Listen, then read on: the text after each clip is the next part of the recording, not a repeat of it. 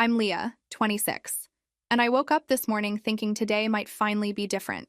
It's my birthday, the big 2-6. And like every year since I turned 18, I spent the first 3 hours of my day staring at my phone, waiting for it to ring. Where are you watching from today?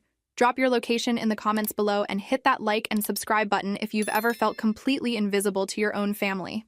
You'll definitely want to stick around for what happened next. But let me back up to how this beautiful disaster started. Picture this. Me, sitting at my kitchen counter at 6 a.m., phone positioned at the perfect angle so I could see the screen while pretending to drink my coffee.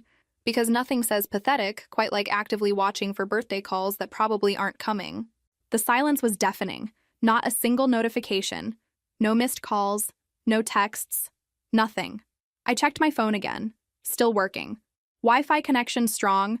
Battery at 98%. Everything functioning perfectly, except for the part where my family remembers I exist. By 8 a.m., I'd moved to the couch, laptop open, pretending to work while obsessively refreshing my messages. My reflection in the black screen showed exactly what you'd expect. A grown woman in her pajamas, holding her phone like it might spontaneously generate the love she'd been craving her entire life. The irony wasn't lost on me. Here I am, a successful marketing consultant with my own apartment in Brooklyn, waiting like a teenager for my parents to acknowledge my birthday. Some things never change, I guess. At 9:30, my phone finally buzzed. My heart literally jumped. This was it. They remembered. It was a notification from my credit card company. Thanks for being a valued customer. Even my bank cared more about me than my family. I laughed out loud at the absurdity. Not a happy laugh. More like the sound you make when you realize you've been playing a game where you're the only participant. But here's the thing about expecting nothing. It prepares you for anything. And what happened next was definitely not nothing. I opened the family group chat. You know, the one where I send holiday wishes and get read receipts but no responses. Today's conversation was buzzing with excitement. 37 new messages since yesterday. My heart sped up. Maybe they were planning something. Maybe this was all an elaborate setup for a surprise. I scrolled through the messages eagerly, my smile growing wider with each notification. This was it. Finally, after all these years, they were going to make my birthday special. Then I read the first message. Can't wait for Danny's party this weekend. 24 is such a milestone. My smile disappeared. Danny. My cousin Danny, whose birthday is 5 days after mine. The family favorite who could do no wrong, unlike his perpetually disappointing older cousin. Message after message about Danny's celebration. The venue they'd booked, the cake they'd ordered, the photo montage they were creating, the gift they'd all pooled money to buy him. 23 messages about Danny's birthday plans. 0 about mine. I sat there staring at my phone, watching my family pour love and attention into someone else's celebration, while mine passed by unnoticed. Again. That's when something inside me snapped. Not in an angry way. More like a light switch flipping. A moment of clarity that cut through years of disappointment and false hope.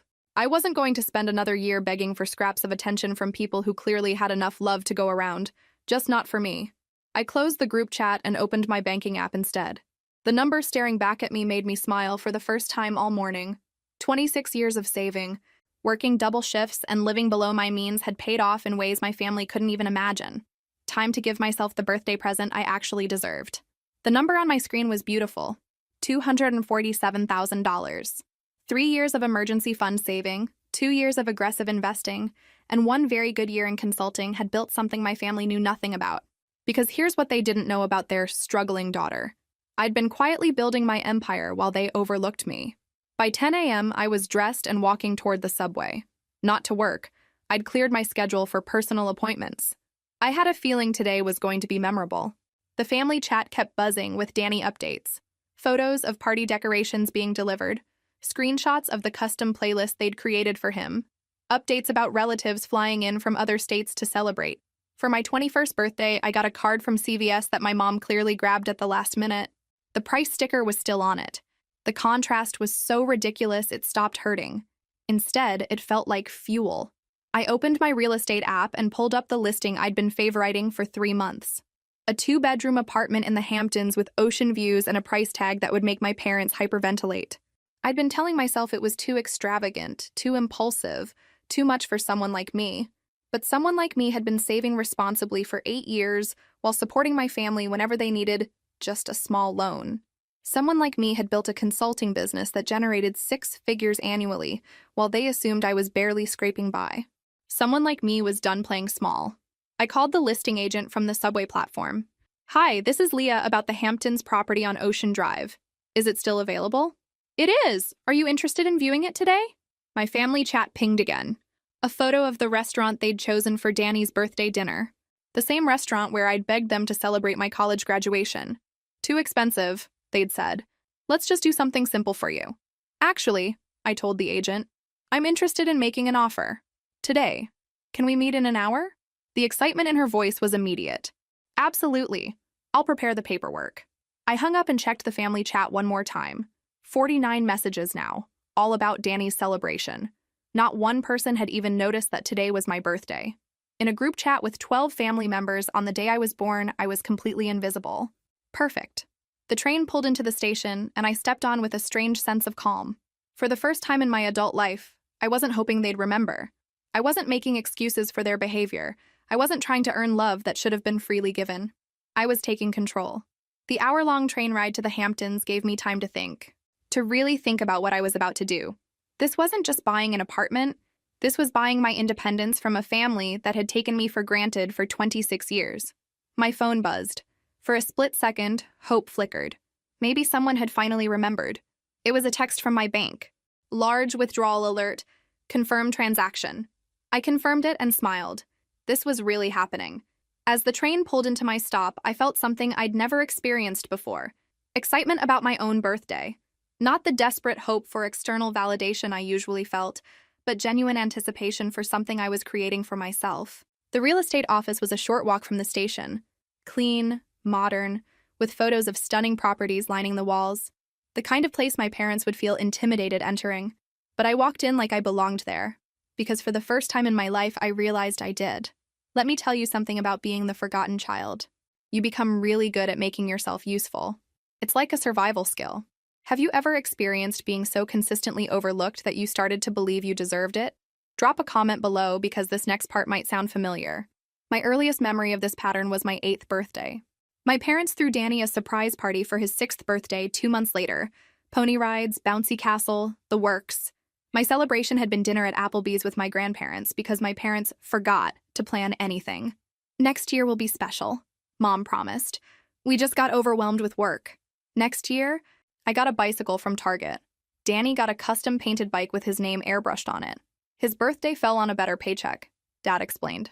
The excuses were always reasonable, always logical, always left me feeling guilty for wanting more. By high school, I'd learned to manage my expectations. I planned my own birthday celebrations, invited my own friends, bought my own cake. My parents would show up for the photo ops and leave when it was time to clean up. But here's where it gets really fun. They always needed something right before my birthday. Every single year. Last year, it was Mom's car breaking down 3 days before I turned 25. She needed $2,000, just until insurance sorted everything out. I gave it to her because that's what good daughters do. The insurance check arrived the day after my birthday. Did I get my money back? Cute question. Did my parents acknowledge that my birthday had passed unnoticed while I was helping them? Even cuter. 2 years ago, Dad's business had a cash flow problem the week of my birthday. $4,000 to save the family company. My celebration became a pizza in my apartment while my parents worked late, stressed about money I'd given them to solve problems they'd created. The pattern was so predictable I could have set a calendar by it. Crisis before birthday. Money requested. Birthday forgotten. Gratitude nowhere to be found. But Danny's birthdays were sacred. Every family member contributed to his gift fund. Every relative cleared their schedule. Every detail was planned with military precision because family is everything, and we have to celebrate the important moments. Apparently, my important moments weren't that important. The thing about being consistently undervalued is that it teaches you 2 things. First, you're incredibly resilient. Second, you're probably worth more than anyone is giving you credit for. I'd been proving the second point quietly for 3 years. While my family assumed I was struggling to make rent, I was actually investing in mutual funds. While they thought my consulting work was just freelancing, I was building a client base that included Fortune 500 companies. When they asked about my finances, I learned to downplay everything. "Things are tight, but I'm managing," became my standard response. It kept them from asking for larger amounts and let me maintain my privacy, but it also meant they had no idea who I'd become. The woman sitting in this real estate office, reviewing purchase documents for a $240,000 Hamptons apartment, was not the struggling daughter they pictured when they thought of me at all. That realization was both liberating and heartbreaking. I'd outgrown their perception of me so completely that we were essentially living in different realities. They saw failure, I'd built success. They saw neediness, I'd developed independence. They saw someone who should be grateful for scraps. I'd become someone who could afford to walk away entirely. The real estate agent returned with documents spread across her desk like a feast. "Everything looks perfect for a cash purchase," she said. "We can close by the end of the week if you're ready to proceed." I looked at the contract, at the photos of my future home, at the life I was about to claim for myself. 26 years of birthday disappointments had led to this moment, and for the first time in my life, I was grateful for every single one of them, because they'd taught me the most valuable lesson of all. The only person you can count on to make your dreams come true is yourself. The apartment was even more beautiful in person. Floor-to-ceiling windows overlooking the ocean, hardwood floors that gleamed in the afternoon sunlight, and a kitchen island that cost more than most people's cars. But what sold me wasn't the luxury. It was the silence. No family drama, no crisis calls, no expectation that I'd drop everything to solve someone else's problems. Just peaceful, expensive silence. The previous owners were art collectors, the agent explained, pointing to the built-in display cases. And this balcony has unobstructed water views. Perfect for entertaining. I almost laughed. Entertaining who? The family that forgot I existed? The friends I'd lost touch with because I was always managing family emergencies? For the first time in my adult life, I was making a decision based purely on what I wanted. Not what was practical, not what was expected, not what would make other people happy. Just me, choosing something beautiful for myself. "I'll take it," I said. The agent's eyes widened. "Don't you want to think about it? Discuss it with family?" No discussion needed. I pulled out my phone and showed her my banking app. "I can transfer the down payment today, cash purchase." The next 2 hours were a blur of signatures, wire transfers, and paperwork. My phone buzzed occasionally with more Danny birthday planning updates. But I'd stopped checking. I was too busy buying myself the best birthday present of my life. By 4 p.m., I was holding keys to my new apartment. My apartment. Not rented, not borrowed, not dependent on anyone else's approval or financial support. Mine. I stood on the balcony, looking out at the Atlantic Ocean, and felt something I'd never experienced before. Complete ownership of my own happiness. That's when I decided to share the news. I pulled out my phone and positioned it carefully, the ocean sparkling in the background, my new keys clearly visible in my hand. My smile was genuine, not the practiced, hopeful expression I usually wore in family photos, but real joy. I typed the caption slowly, savoring each word. "Best birthday ever." Finally got myself exactly what I wanted. Then I added, "New Hamptons apartment, new chapter, new life. Here's to 26 and everything that comes next." My finger hovered over the share button for exactly 3 seconds. 3 seconds to consider whether I was ready for the chaos this would create. 3 seconds to think about taking the high road, being considerate of their feelings, managing their reactions. 3 seconds to remember every birthday they'd forgotten, every crisis that had become my responsibility, every time my achievements had been dismissed or overshadowed. I hit share. The post went live at 4:17 p.m. on my 26th birthday. A birthday that had started with me waiting desperately for their attention, and was ending with me announcing I no longer needed it. I put my phone on silent and walked back inside my new apartment. Whatever happened next, I'd handle it from here, from my place, on my terms, in my own time. For the first time in 26 years, my birthday was ending exactly how I wanted it to. I spent the next hour doing something revolutionary, enjoying my birthday in complete peace. I unpacked the bottle of champagne I'd bought on impulse from the train station, found actual champagne flutes in the apartment's fully stocked kitchen, and toasted myself on my balcony as the sun started to set over the ocean. "Happy birthday, Leah," I said aloud, clinking my glass against the railing. "You finally did something just for you." The champagne was perfect, the view was perfect. The silence was absolutely perfect. I kept my phone face down on the counter. Notifications turned off. Whatever explosion was happening in my family group chat could wait. This moment, my first moment of pure celebration in my new space, belonged entirely to me. I explored every room slowly, like I was touring a museum. The master bedroom with its walk-in closet bigger than my entire Brooklyn apartment. The guest room that would probably never host my family, since they'd likely never be invited. the office space where I could build my consulting business without interruption. Each room represented possibility, freedom, a life lived on my own terms. By 6 p.m., I was ready to face whatever chaos I'd created. I turned my phone back on and watched the notifications flood in. 73 messages in the family group chat, 47 individual text messages, 21 missed calls from various family members. 21. In less than 2 hours, my family had called me more than they had in the previous 6 months combined. I opened the group chat first, scrolling through what I can only describe as a digital meltdown. Mom. Leah, what is this post? Call me immediately. Dad. Very funny joke. Now tell us what's really going on. Danny. Wait, it's your birthday today? Nobody told me. Aunt Susan. How could you afford this? Did you win the lottery? My cousin Maria. Are you having some kind of breakdown? This seems very impulsive. Uncle Bob. Hope you kept the receipts. This looks like a scam. The individual messages were even better. My mother had sent 17 separate texts, ranging from concerned to accusatory to downright panicked. Leah, please call me. I'm worried about you. Where did you get this money? I hope you haven't done anything illegal. Your father thinks you're having a mental health crisis. We need to talk about this immediately. This isn't normal behavior. Are you trying to hurt us? Because this feels very spiteful. Spiteful. That was my favorite. Buying myself a birthday present with my own money was spiteful. But forgetting my birthday entirely was just an oversight. The missed calls were from everyone. Parents, aunts, uncles, cousins, even my grandmother who usually only called on Christmas. People who hadn't checked on me in months were suddenly desperate to reach me. It was almost funny how predictable it all was. Ignore me completely when I'm hoping for attention, then overwhelm me with attention when I stop asking for it. But here's what they didn't understand. Their panic meant nothing to me now. I wasn't the same person who would have dropped everything to reassure them, explain myself, or manage their emotions. I was sitting in my Hamptons apartment, sipping champagne and watching the sunset, completely unbothered by their crisis.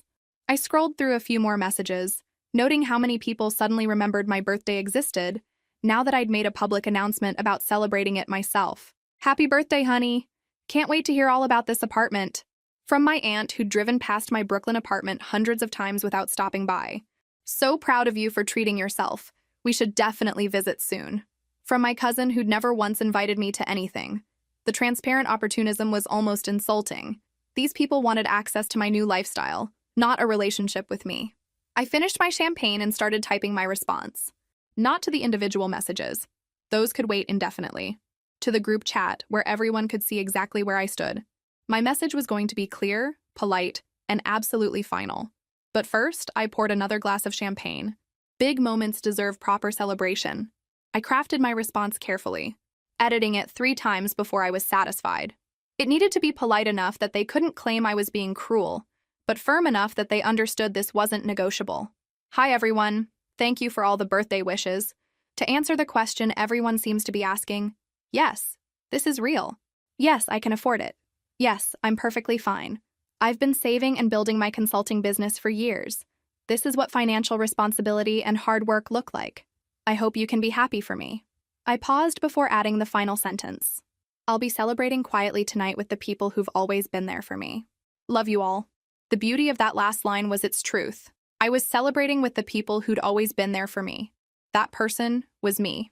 I hit send and immediately put my phone back on silent. Then I did something I'd never done before. I ordered myself a birthday dinner.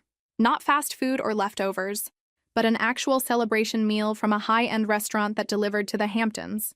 Lobster ravioli, truffle risotto, and a chocolate tart that cost more than my family usually spent on my entire birthday. While I waited for delivery, I finally checked my banking account to see the damage. The apartment purchase had been significant, but my savings had absorbed it easily. 3 years of living below my means while building my business had created a financial foundation my family couldn't even imagine. They thought I was reckless. I thought I was finally being smart with my money, investing in my happiness instead of their emergencies. The food arrived exactly on time, presented beautifully in real ceramic dishes. I set up a proper place setting on my new dining table, lit the candle I'd found in the kitchen drawer, and created the birthday dinner I'd always wanted. Just me, my ocean view, and absolutely zero family drama. It was perfect. As I ate, I reflected on how different this felt from every other birthday I could remember. No anxiety about whether anyone would call. No disappointment when they didn't. No desperate gratitude when they finally remembered at the last minute. Just quiet satisfaction with my own company and my own choices. Around 8 p.m., I turned my phone back on to check the time and saw that the family chat had exploded into chaos. Apparently, my polite response had not provided the reassurance they'd wanted. The messages ranged from confused to angry to borderline accusatory. People were questioning my mental state, my financial decisions, and my motives. Some were demanding explanations. Others were expressing hurt that I hadn't told them about my success. But the most telling responses were from the people who were suddenly interested in visiting, contributing to my happiness, being part of my new life. Where had all this enthusiasm been for the past 26 years? I scrolled through it all with the detached interest you might show a reality TV show about strangers. These people's opinions about my choices mattered exactly as much as I decided they mattered. And I decided they mattered not at all. I closed the group chat and opened my individual messages. The missed calls had increased to 38. My mother had sent 29 separate text messages, progressing from worry to anger to something approaching hysteria. Her latest message made me laugh out loud. "If you don't call me back in the next hour, I'm driving to Brooklyn to check on you." Good luck with that, I thought. I'm not in Brooklyn. I finished my birthday dinner, cleared my dishes, and poured one final glass of champagne. Tomorrow, I'd deal with the fallout. I'd have conversations, set boundaries, and make it clear that this new version of me was here to stay. But tonight was still my birthday, and I was going to end it exactly as I'd started my new life, on my own terms. I walked out onto my balcony, champagne in hand, and watched the stars reflect off the ocean. 26 years old, financially independent, emotionally free, and finally celebrating myself the way I deserved.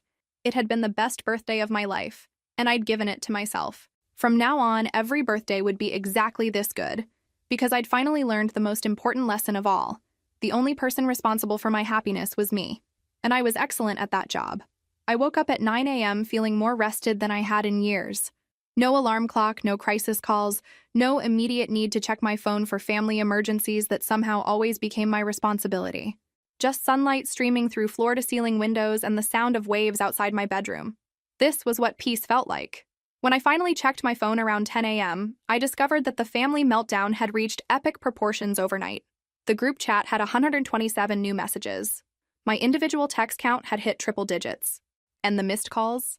23 missed calls from various family members between 6 p.m. yesterday and 8 a.m. this morning. 23 attempts to reach me in 14 hours. For context, I'd received a total of 4 calls from family members in the previous 2 months. But apparently, when you stop begging for their attention and start living your life, you suddenly become very important. I scrolled through the overnight messages, drinking my coffee and marveling at the progression. It was like watching a psychological experiment in real time. Stage 1 had been denial. This has to be a joke. She must be lying. Someone probably helped her fake this. Stage 2 was investigation. I called her building management. Her neighbor says she hasn't been home. Does anyone know where she actually is? Stage 3 was bargaining. Maybe if we all chip in, we can help her with the mortgage. She probably needs furniture money. This is clearly a cry for help. Stage 4 was anger. This is incredibly selfish. She's obviously trying to make us feel bad. Who does she think she is? And now, Stage 5 appeared to be panic. What if something happened to her? Should we call the police? This isn't like her at all. That last one made me laugh. This isn't like me. They had no idea what I was actually like. They'd been interacting with the version of me that bent over backward for their approval, while I quietly built a completely different life. The most entertaining thread was my mother's evolving strategy. She'd started with guilt. "I'm so worried about you, honey." Then moved to manipulation. "Your father's blood pressure is through the roof." Then tried authority. "You need to call me immediately." And finally landed on threats. "If you don't respond, I'm calling the police." My Aunt Susan had taken a different approach, posting in the group chat, "Everyone needs to calm down. Leah's clearly going through something, and overwhelming her won't help. Thanks, Aunt Susan." Where was that concern during the previous 26 years? The funniest part was Danny's contribution. He'd posted, "Hey guys, maybe we should just be happy for her. This seems like a good thing." Sweet, clueless Danny. The family golden child who'd never had to fight for attention was confused why everyone was treating my success like a crisis. My cousin Maria had responded, "Danny, you don't understand. This is completely out of character for her." Again with the out of character theme. As if my character was defined by being broke, available, and grateful for scraps. I took my coffee out to the balcony and composed my morning response to the chaos. Something that would acknowledge their concern while making it clear I was fine and they needed to back off. Good morning, family. I understand you're concerned, but I'm perfectly safe and happy. This isn't a cry for help or a breakdown. It's a celebration. I've worked hard to build the life I wanted, and now I'm living it. Please respect that. I'll be in touch when I'm ready. I hit send and immediately put my phone on airplane mode. What do you think will happen next? Drop your predictions in the comments below. I have a feeling my family's about to get even more creative in their attempts to control this narrative. Because here's what they still didn't understand. The woman who bought herself a Hamptons apartment for her birthday was not the same woman who used to apologize for wanting basic respect. That woman was gone, and she wasn't coming back. I spent the morning doing something I'd never done before. Absolutely nothing productive. No work emails, no family crisis management, no planning for other people's needs. I read a book on my balcony. I took a long bath in the apartment's ridiculous marble bathtub. I ordered groceries to be delivered and actually enjoyed putting them away in my spacious, beautiful kitchen. It was revolutionary. When I turned my phone back on around 2 p.m., the digital chaos had somehow intensified. My mother had upgraded from texts to emails, apparently under the impression that a different communication method would somehow compel me to respond faster. But the real surprise was the knock on my door at 2:47 p.m. I looked through the peephole and saw my cousin Maria standing in the hallway, looking determined and slightly out of breath. Maria, who lived 2 hours away and had never once visited me anywhere, was somehow standing outside my brand new apartment. This was impressive detective work, I had to admit. I opened the door but kept the chain latch engaged. Hi, Maria, how did you find me? She looked flustered. Leah, thank God. Everyone's worried sick about you. That doesn't answer my question. How did you find my address?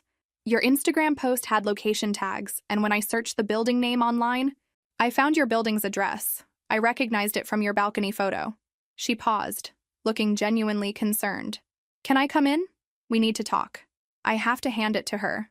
That was some dedicated stalking, but I wasn't impressed by the effort. Actually, no, I'm having a peaceful day, and I'd like to keep it that way. Maria's expression shifted from concern to frustration. Leah, this is ridiculous. Everyone's freaking out. Mom called my mother crying, saying you'd had some kind of breakdown. I bought myself a birthday present with my own money. If that constitutes a breakdown, your definition needs work. A birthday present? Her voice got higher. This is a $250,000 apartment. Correct. And? She stared at me like I'd grown a second head. And normal people don't just buy apartments on impulse? Especially not when their family doesn't even know they have that kind of money. There it was. The real issue. Not that I'd made a large purchase, but that I'd made it without their knowledge or approval. Maria, I'm 26 years old. I don't need permission from my family to make financial decisions. But this is so unlike you. You've never been impulsive or flashy or... She gestured helplessly at my apartment. This. I smiled. You're right. I've never been like this around you. That doesn't mean I've never been like this. The confusion on her face was almost comical. She was trying to reconcile the responsible, self-sacrificing family member she knew with the woman who'd bought herself a luxury apartment without consulting anyone. Look, she said, attempting a gentler tone. I get that you're going through something. Maybe work has been stressful or you're feeling left out because of Danny's birthday planning. Stop. My voice was quiet but firm. Don't do that. Do what?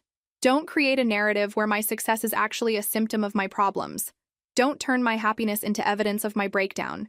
And definitely don't suggest that buying myself a nice apartment is somehow related to feeling jealous of Danny. Maria stepped back, clearly not expecting that level of directness from me. I'm not jealous of Danny, I continued. I'm not having a breakdown. I'm not crying for help. I'm 26 years old, financially independent, and celebrating my birthday the way I wanted to.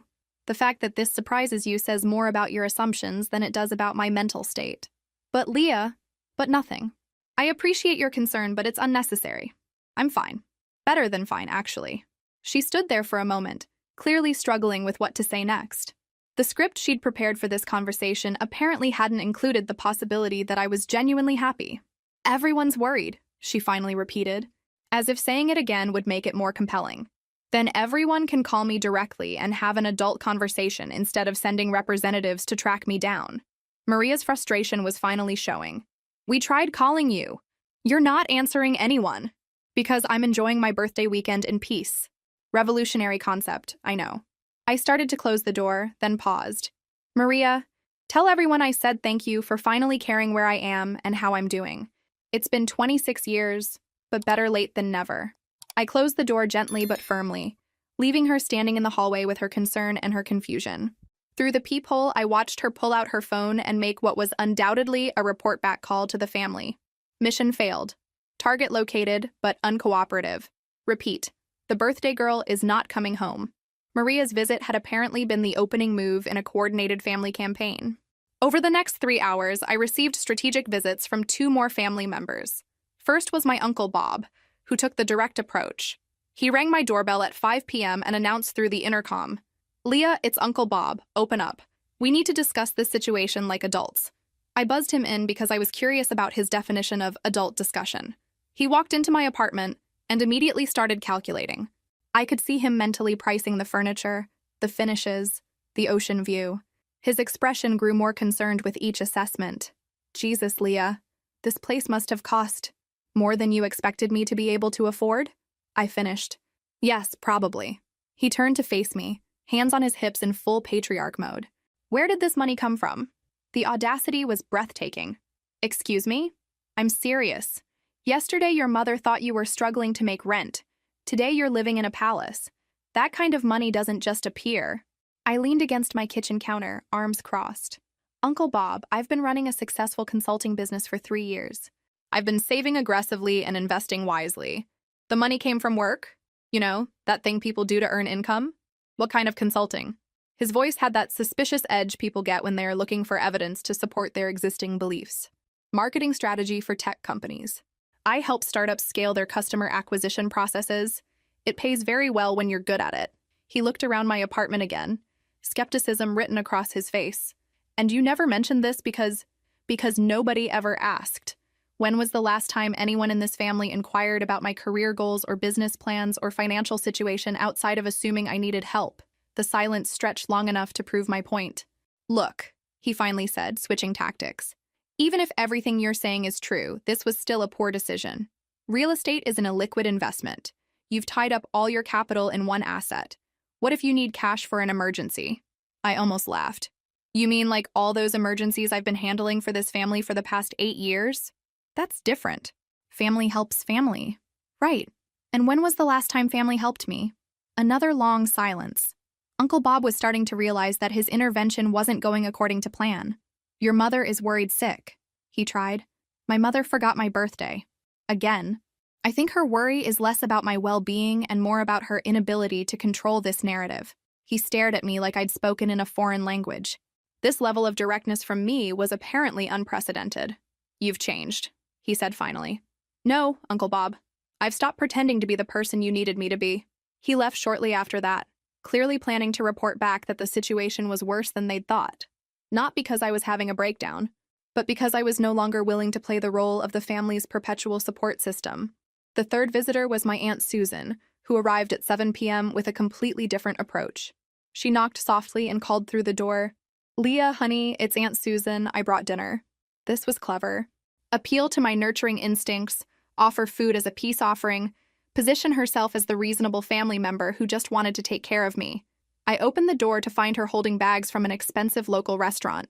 "I thought you might be hungry," she said with a gentle smile. "And I thought we could talk. Just the 2 of us." I had to admire her strategy. Instead of demanding entry or explanations, she was offering something I might actually want. If I hadn't already eaten the best meal I'd had in months, I might have been tempted. That's thoughtful, but I already ate, and I'm not really in a talking mood. Her smile faltered slightly. "Leah, everyone's just concerned this is all so sudden." Sudden to who? I've been building toward this for years. The fact that none of you noticed doesn't make it sudden. But why didn't you tell us? We're family. We should know about these big changes in your life. I leaned against my doorframe, studying her face. Aunt Susan had always been the family diplomat, the one who smoothed over conflicts and encouraged everyone to be reasonable. When was the last time you asked about my life, Aunt Susan? Not my availability to help with something or my willingness to contribute to a family gift, but my actual life, my goals, my dreams, my plans. She opened her mouth to respond, then closed it again. "I can't remember either," I said gently. so forgive me if I don't feel obligated to provide detailed updates about my personal growth. The hurt in her eyes looked genuine, which surprised me. Of all my family members, Aunt Susan had always seemed the most caring, even if that caring was passive. "We love you," she said quietly. "I know you do. But love without attention, without genuine interest, without basic respect, that's not enough anymore." She stood there holding her bags of expensive food, looking lost, like she'd come prepared for one conversation and found herself in a completely different one. "What do you want from us?" she asked finally. It was the first time anyone had asked me what I wanted instead of telling me what I should want. "Right now, I want to enjoy my birthday weekend in peace. Long term, I want relationships based on mutual respect instead of one-sided obligation." She nodded slowly, understanding beginning to dawn in her expression. "I'll tell everyone to give you some space," she said. "Thank you." She turned to leave, then paused. "Leah, happy birthday. I should have said that yesterday." It was a small gesture, but it was the first acknowledgement I'd received that someone understood the real issue here. After she left, I sat on my balcony with a glass of wine, watching the stars come out over the ocean. 3 family interventions in one afternoon, and I was still here, still happy, still certain I'd made the right choice. They were running out of strategies, and I was just getting started. Sunday morning brought a new development. My parents were coming to New York. My mother's text arrived at 8 a.m. "Your father and I are driving up today. We'll be there by 2 p.m. to talk through this situation. Please be available." Not a request. Not an inquiry about my schedule. A command delivered with the same tone she'd used when I was 12 and in trouble for breaking curfew. I read the message 3 times, marveling at her audacity. After forgetting my birthday, ignoring my attempts to contact them for months, and treating my success like a crisis, they were now demanding my immediate availability for crisis management. I texted back, "I didn't invite you. Don't come." Her response was immediate. "We're your parents. We don't need an invitation." That was the moment I realized how deep their delusion ran. They genuinely believed they had unlimited access to me, regardless of my wishes, because biology gave them permanent rights to my time and attention. I called my doorman. "Hi, this is Leah in 4B. I'm expecting some unwelcome visitors this afternoon. Under no circumstances should you allow Robert or Patricia Mitchell access to the building or information about my whereabouts." "Of course. Miss Mitchell, should I call you if they arrive?" "Please. But don't feel obligated to be polite about turning them away." "Understood." At exactly 2:07 p.m., my phone rang. "Miss Mitchell, there's a Robert and Patricia Mitchell here demanding to see you. I've explained that you're not accepting visitors, but they're persistent." I could hear my mother's voice in the background. "This is ridiculous. We're her parents. Tell them I'm not home and you don't know when I'll return. If they want to wait in their car, that's their choice." "Will do." I watched from my balcony as my parents circled the block in Dad's pickup truck, looking for alternate entrances or ways to bypass building security. It was almost entertaining, watching 2 adults in their 50s behave like teenagers trying to sneak into a concert. They parked across the street and settled in for what was clearly intended to be a siege. Dad had brought a thermos. Mom had her phone ready for what I assumed would be a barrage of guilt-inducing messages. She didn't disappoint. 2:15 p.m. "We can see your balcony. We know you're home." 2:18 p.m. "This is embarrassing for everyone. Just come down and talk to us like an adult." 2:23 p.m. "Your father drove 4 hours to see you. The least you can do is show some respect." 2:27 p.m. "People are staring at us sitting out here. How do you think this looks?" That last one made me laugh. After 26 years of not caring how their behavior affected me, they were suddenly concerned about appearances. I texted back, "It looks like 2 people who drove 4 hours to harass someone who told them not to come." My phone rang immediately. I declined the call. It rang again. Declined. 7 more times. All declined. At 2:45 p.m., my mother tried a new strategy. "Your grandmother is in the car. She wanted to see your new place." This was brilliant manipulation. Grandma Rose was the one family member I genuinely respected, the one person whose opinion carried actual weight with me. If she was really in the car, refusing to see her would make me the monster in this story. I grabbed my binoculars, a housewarming gift to myself for bird watching, and focused on their truck. Dad in the driver's seat, Mom in the passenger seat, empty back seat. I texted back, "Nice try. Grandma's not in the car." The response came back immediately. "How could you possibly know that?" "Because I'm not an idiot. Also because I have binoculars." No response to that one. By 3:30 p.m., their siege was attracting attention from building residents. I saw Mrs. Chen from 2A walk over to their truck and have what appeared to be a terse conversation with my father. Whatever she said sent them driving around the block again. At 4 p.m., my phone buzzed with a call from Danny. I answered out of curiosity. "Hi, Danny." "Leah, finally. Listen, Aunt Patricia called my mom crying about how you won't see them. They're sitting outside your building like stalkers. This is getting weird." I told them not to come. They came anyway. Now they're upset that I meant what I said. But they're your parents. They're just worried about you. Sweet Danny. Still assuming everyone's motives were pure? Danny, they forgot my birthday. Not a card, not a call, nothing. Then when I celebrated myself, they decided it was a crisis that required intervention. Does that sound like worry or control to you? Silence on his end. Also, when was the last time they drove 4 hours to check on me when I wasn't making them uncomfortable? More silence. Right. Never. This isn't about my well-being, Danny. It's about their discomfort with me having independence they didn't approve. Maybe you could just talk to them for 5 minutes to make this stop? Why is their comfort more important than my boundaries? I could practically hear him thinking. Danny was a good kid, but he'd never had to fight for respect or basic consideration. The idea that parents might not have unlimited access to their adult children was foreign to him. "I don't know," he admitted finally. "This whole thing is confusing. It's only confusing if you assume I owe them access to my life regardless of how they treat me. Do you really not want to see them at all?" I looked down at my parents' truck, still parked across the street like they were conducting surveillance. "Danny, I want to see them when they're ready to treat me with the same respect they'd show any other adult. Right now, they're treating me like property they have the right to manage. Until that changes, no. I don't want to see them." He was quiet for a long moment. "Okay," he said finally. "That actually makes sense." It was the first time anyone in my family had said those words about any of this. By 6 p.m., my parents finally gave up and drove home. But not before Mom left one final message. "This isn't over, Leah. Family doesn't just disappear because you're having a tantrum." A tantrum. 26 years old, financially independent, living in a beautiful apartment I'd bought myself, and setting reasonable boundaries about my time and space was a tantrum. That message told me everything I needed to know about how ready they were for an adult relationship with me. The answer was, not at all. Monday morning brought the nuclear option. My grandmother. Not fake grandmother in the car manipulation, but an actual call from Grandma Rose herself at 7 a.m. I answered immediately. "Hi, Grandma." "Leah, sweetheart, I hear you've bought yourself a beautiful apartment." This was not the opening I'd expected.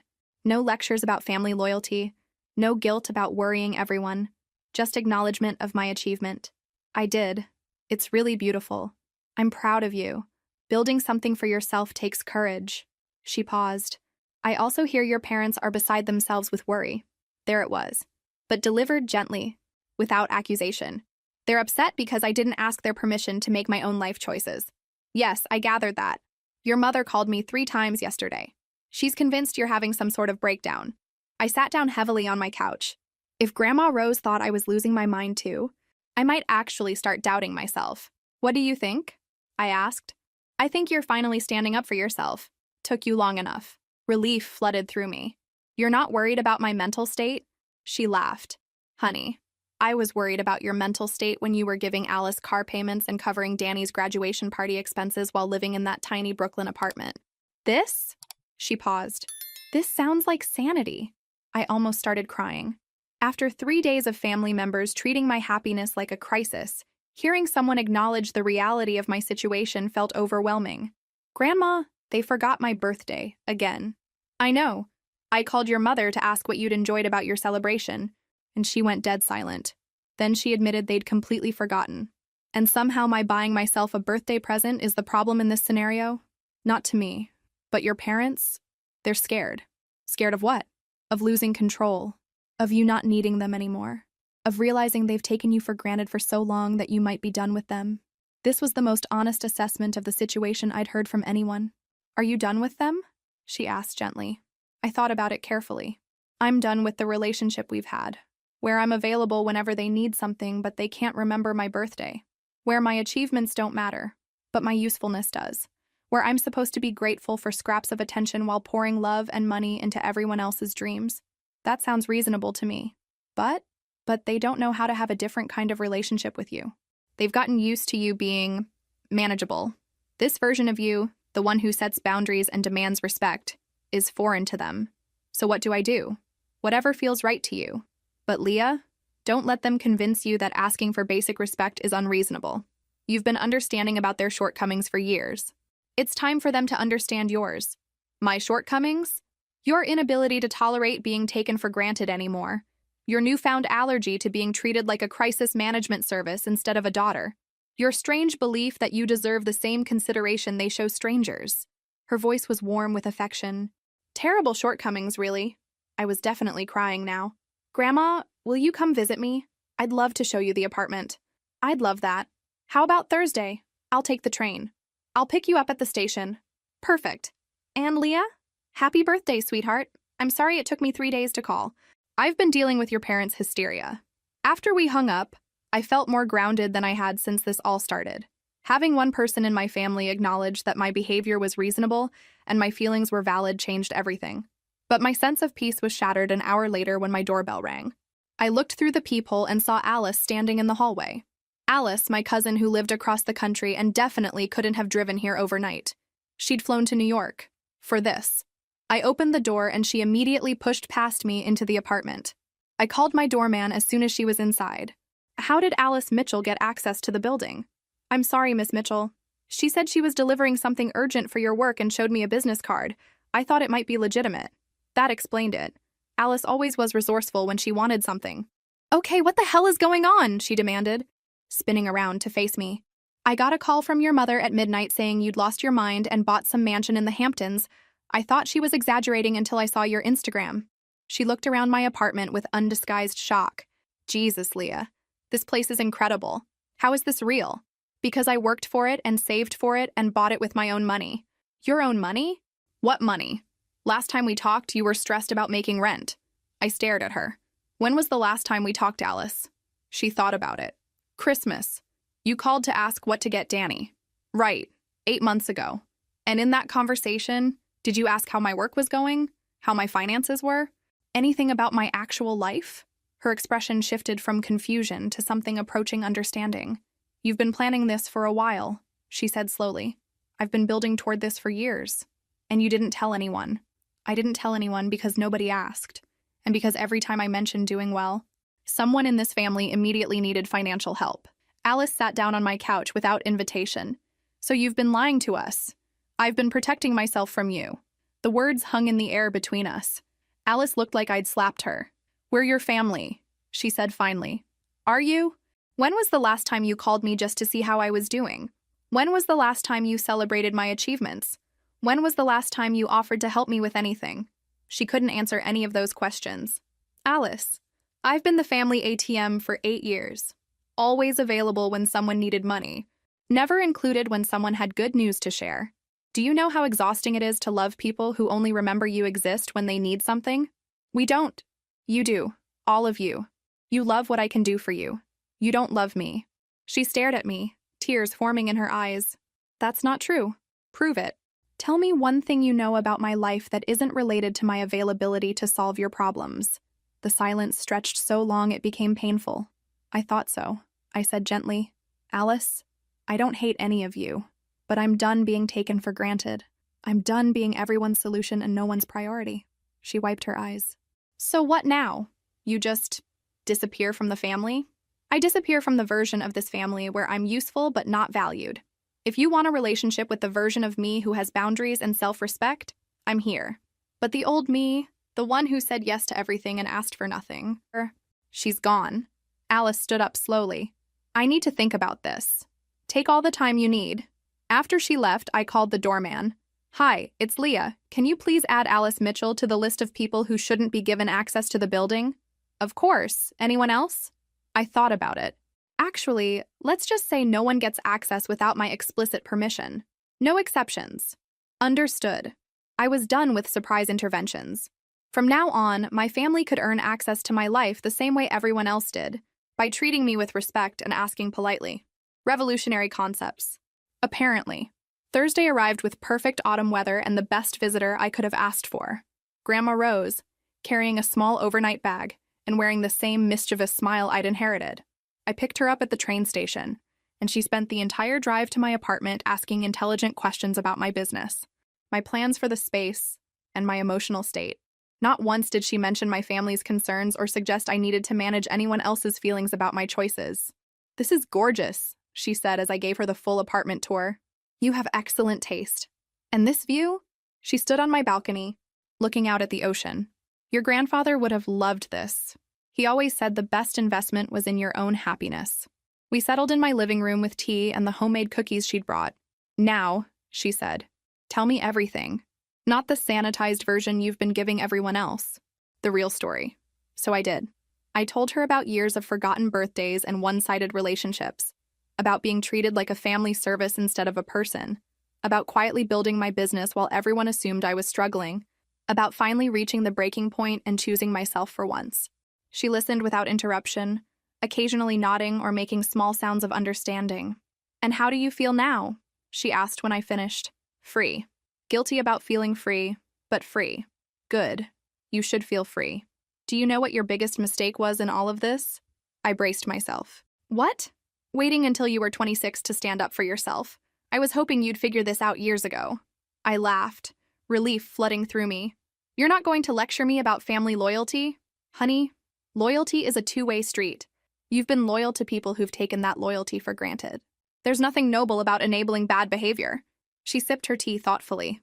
"Your parents called me again this morning. They want me to convince you to come to your senses." "What did you tell them?" "I told them their daughter had finally come to her senses and it was about time." She smiled. They didn't appreciate that perspective. Over dinner, she shared stories about my grandfather and his struggles with his own demanding family. "He used to say that the people who love you want you to be happy, even when your happiness looks different than what they planned for you. And the people who don't? They want you to be useful. There's a difference." Friday morning, I got a text from my mother. "Grandma Rose says you're doing well. We'd like to try having a conversation. Would you be willing to talk?" For the first time in a week, the message didn't demand my immediate availability or assume I owed them my time. It was an actual request. I showed it to Grandma Rose over breakfast. "Progress," she said. "Small steps, but progress." I texted back, "I'm willing to have a conversation when you're ready to discuss our relationship as adults. That means no lectures about my life choices, no assumptions about my motivations, and no demands for access or explanations I don't choose to give." The response came an hour later. "Okay. Would Sunday work?" I agreed to meet them for coffee at a neutral location. Not my apartment, not their house, somewhere public where we could have an adult conversation without the emotional baggage of familiar settings. Sunday afternoon, I sat across from my parents at a coffee shop, noting how uncomfortable they looked. They seemed smaller somehow, less certain of their authority. "You look good," Mom said carefully. "Happy?" "I am happy." Dad cleared his throat. "We owe you an apology, several apologies. This was unexpected. We forgot your birthday," Mom continued. "Again. And instead of apologizing, we made your celebration about our discomfort. That was wrong." I nodded but didn't speak. I wanted to see how far this acknowledgement would go. "We also realized," Dad said slowly, "that we don't know much about your actual life, your business, your goals, your achievements. We've been treating you like you were still 18 and needed our management." "You've been treating me like a resource," I said gently. "Someone who could solve problems but didn't have any interesting problems of her own." They both flinched. "We want to do better," Mom said. "If you'll let us try." I studied their faces, looking for signs of genuine understanding versus strategic positioning for access to my new lifestyle. What I saw was two people who looked genuinely shaken by the realization that they'd nearly lost their daughter through their own neglect. "Here's what I need," I said. "I need you to see me as an adult with my own life, not an extension of yours. I need you to be interested in my achievements, not just my availability. I need you to remember my birthday without me having to remind you." "We can do that," Dad said. "And I need you to understand that my success isn't a crisis requiring your management. I need you to be proud of me for building something good for myself." Mom's eyes filled with tears. "We are proud of you. We didn't know how to show it." "Learn." They both nodded. "And one more thing," I added. "I need you to understand that my apartment isn't an open invitation for family visits. My space is my space. You're welcome when you're invited." "Fair enough," Dad said. We talked for another hour, and while it wasn't perfect, it felt like the beginning of something healthier. They asked about my business with genuine curiosity. They apologized for not celebrating my achievements. They acknowledged that they'd taken me for granted. It wasn't a complete transformation, but it was a start. As I drove home to my beautiful apartment, I reflected on how different everything felt. A week ago, I'd woken up hoping for crumbs of attention from people who couldn't remember my birthday. Today, I was considering whether to let those same people earn their way back into my life. The apartment welcomed me back with its gorgeous sunset views and peaceful silence. I poured myself a glass of wine and sat on my balcony, watching the waves. My phone buzzed with a text from Danny. Happy belated birthday. Sorry I missed it. Your apartment looks amazing. Could I visit sometime? I smiled and texted back. Thank you for asking instead of assuming. Yes, I'd love to have you visit. That was the difference. Between people who assumed access and people who asked for it. Between family who took and family who gave. Between love that demanded and love that respected. I'd spent 26 years learning to tell the difference. And now, finally, I was living in the difference. The best birthday gift I'd ever given myself wasn't the apartment. It was the backbone to demand the love I deserved and the wisdom to walk away from anything less. From my balcony overlooking the ocean, glass of wine in hand, I toasted the woman I'd finally become. Someone who chose herself first and let everyone else earn their place in her life. If this story resonated with you, make sure to like and subscribe for more stories about finding your worth and demanding the respect you deserve. Sometimes the best family is the one you choose, even when you're choosing yourself.